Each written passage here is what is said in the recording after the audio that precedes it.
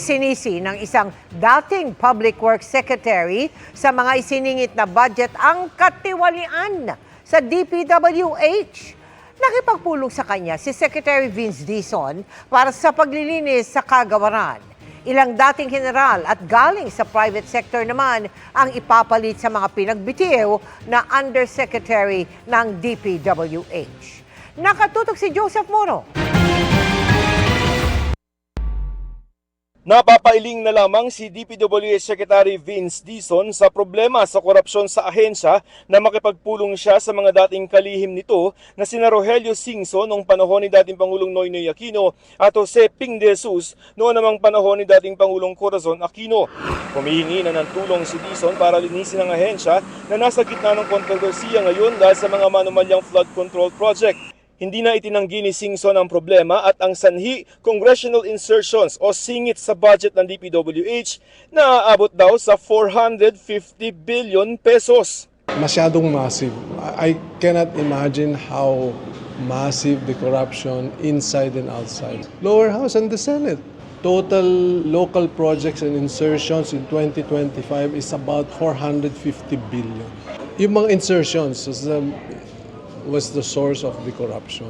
Ang problema dyan, hindi lang yung visible insertion, ibig sabihin from NEP to GAA. Apparently, according to Secretary Bunoan, kaya na blindsided siya in some of the projects because some of his regular programs were also carved out and replaced with local insertions.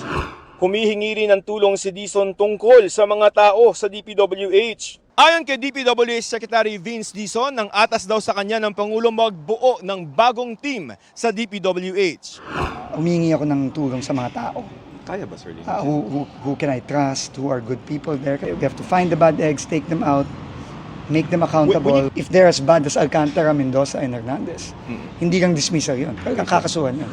Ayon kay Dizon, nagsumite na raw ng mga courtesy resignation ang lahat ng undersecretary ng ahensya at may ipapalit na daw siya. 2 dating general ang ipapasok niya sa DPWH, sina dating PNP Directorial Staff at ngayon ay Office for Transportation Security Administrator, Undersecretary at retired Police Major General Arthur Bisnar at dating PNP Intelligence Director, Police Major General Charles Calima na head ng San Miguel Corporation Security.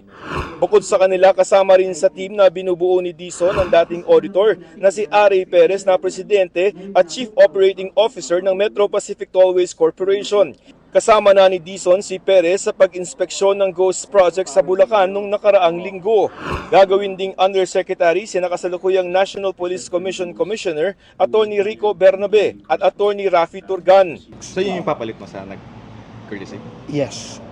So, hindi ko pa lang alam kung saan.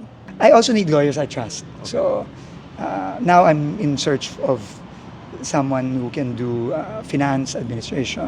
Para sa GMA Integrated News, Joseph Morong, nakatutok 24 oras.